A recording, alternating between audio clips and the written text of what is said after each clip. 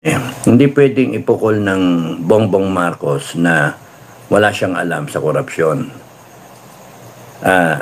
Kahit wala siyang alam, palagay na natin, granting wala siyang alam, meron siyang pananagutan bilang Commander-in-Chief.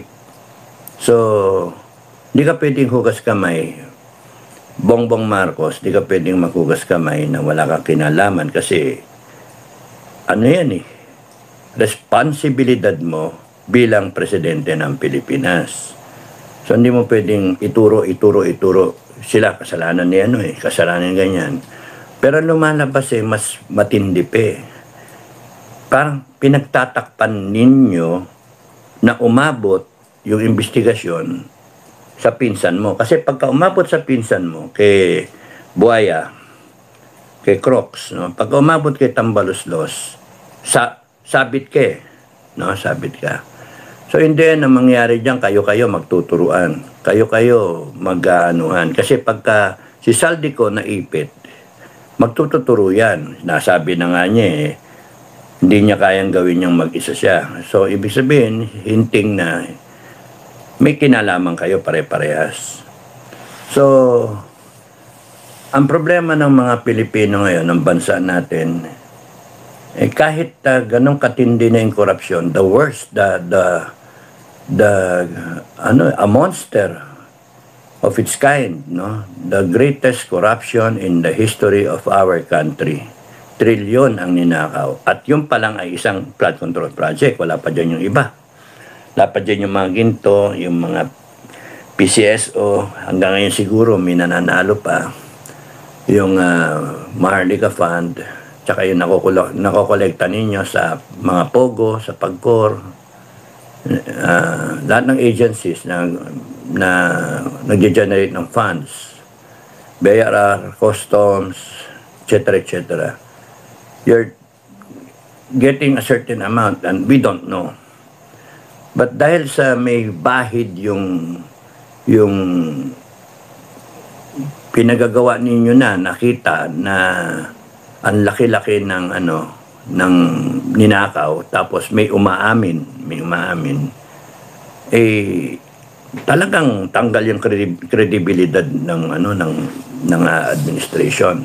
So kaguluhan na yan, lalong nagkakaroon ng pag-asa itong Marcos company, itong syndicate, Marcos Syndicate, na to remain in power and then continue on with what they're doing, using technicalities, bending the law, using the Constitution, and then suppressing now lahat na nag-ingay.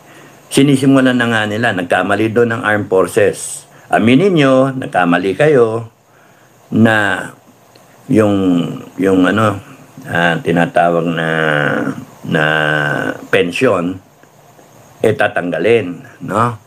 Unang-unang din nyo pwedeng tanggalin yan hanggang hindi proven. It's unconstitutional. Pinaghirapan yan ng mga sundalo, ng mga officers and men. Una yon, pinaghirapan yan. So, they gave up their lives, their youthful years, establish a career, no, until they retired, and they earned it, yung retirement nila. Ngayon, kahit ikaw government service ka, nag-iingay ka rin, tapos nung tatanggalin yung retirement mo sa GSIS, unfair din yun, mali rin yun, unconstitutional yun. Pailan nyo ng kaso. Sabihin nyo, inciting to sedition. And let them defend themselves. Kagaya nung ginawa nyo sa akin, inciting to sedition. Kinasuhan ako ni Torre. Hanggang ngayon, nakabinbin yung kaso, Hanggang ngayon, hinahamon ko na nga ang gobyerno na pailan nyo na ako, tapusin nyo na yung findings, kung ano man yung magiging desisyon, i-warrant of arrest nyo na ako. Para ako mapilitan na putangin na nyo, tatayo talaga ako at lalaban ako, patayan. And baka may mga sumunod sa akin. Baka naman patayan. Kasi tarantado na kayo. Pipilit ninyong inciting to sedition yung akin. I am excited, no, kung tumayo ang Mindanao. Kasi maano to mayayanigin yung Malacanang, yayanigin. Ang dami niyang kalaban, bigla. Pagka nag-separate ang Mindanao, sumunod ng Visayas, unang-una yung economy niya ng Luzon, apektado. Wala yung flow ng pera Kasi maraming aalis, pupunta sa Mindanao, they buy property, tataas siguro value ng property sa Mindanao. Pero malawak ang Mindanao You can stay anywhere. Tapos noon yung mga OFW, yung matindi, pagka naglipatan yung mga pamilya ng OFW, nag-relocate sa Mindanao, wala na. Yung remittances nila sa Mindanao lang. Wala na. Kaya masakit sa ulo ng administration. Foreign direct investments, ganun din. And yung mga countries, mag-uunahan yan to support Mindanao. Kasi ang daming natural resources So, ayan, exciting yan. Na ang isang dyan is yung the Americans might decide to take Bongbong Marcos down. Tanggalin na siya para maiwasan yung secession. No? So, yun yung they are successful itong mga BBM in dividing the Filipinos, but it's going to result to a divided Philippines. A divided people equals a divided Philippines.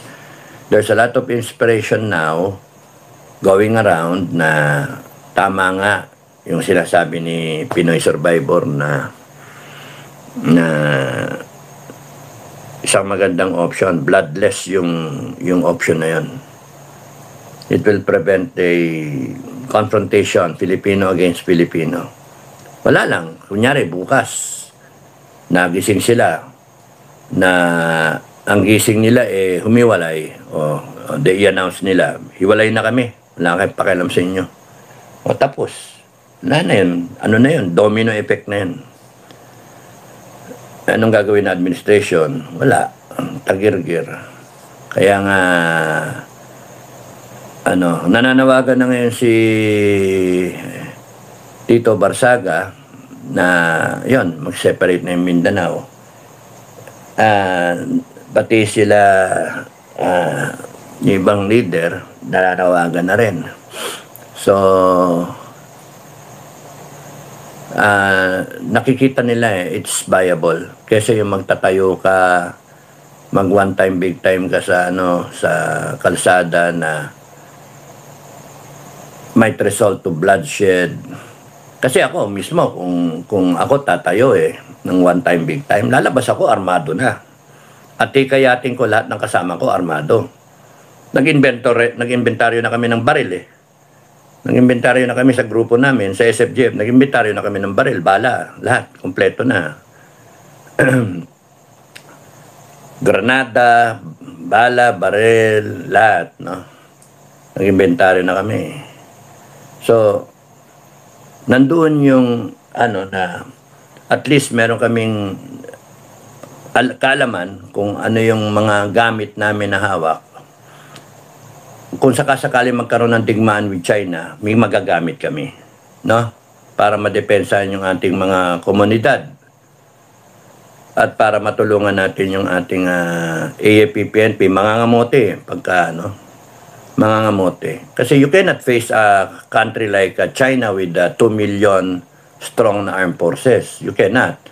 You're only 400,000 combined. AFP-PNP, less than mga 380,000. You cannot be so arrogant that you can defend. Even with 1 million Americans, talo pa rin kayo. And America will not send in their troops na milyon. Mga 50,000, 100,000 lang yan. So mismatch. Basta waves and waves of the Chinese, if there is a war, waves and waves of Chinese land on our shores. Wala, talo kayo. How can you defend the Filipino people when you are only so much and you are so arrogant na claiming that you can defend the Filipino people? Meron pa kayong mga balikatan, interoperability, ek-ek.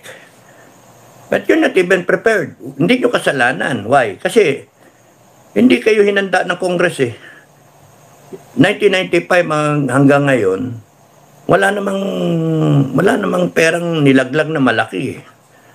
Makabili ka fighter jet, FA-50. Ano laman ng FA-50 sa mga FF nila? Mga F-35 na nga ngayon, F-22 eh.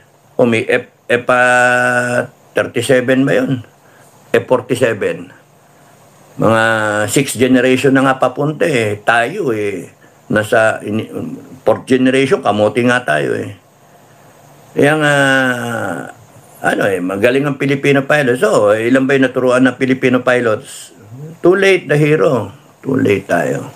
Dapat nung papinrogram yan na mga piloto, hinanda na yung mga piloto, kahit nakakuha tayo ng isang fighter jet sana o dalawa na mga FF, para nagsanay tayo na mga kahit kumuha tayo ng simulator, nasanay yung mga piloto, nagsanay tayo na kasi later on, madali namang makakuha niyan eh. Pwede yung tinatawag ng panahon ng World War II na yung may term doon, si FDR, Roosevelt, na parang pinautang lang yung mga armas sa Britain. May tawag doon, nakalimutan ko yung term, na after the war, tsaka na lang babayaran. So, the Americans can send us so many planes o fighter jets or whatever we need, equipment, tsaka na natin mag-compute, no? Eh, di kung nagpadala sila, nung panahon ng gera, kung handa yung mga piloto, kung maraming tayong piloto, okay na. Hindi eh. Hindi tayo handa talaga. Kaya, I hope the AFP will stop being arrogant and mayabang na you can defend. You cannot defend the people, the territory. Acceptin nyo yun. Be humble. Yung humility ninyo will open up your thinking na kulang talaga.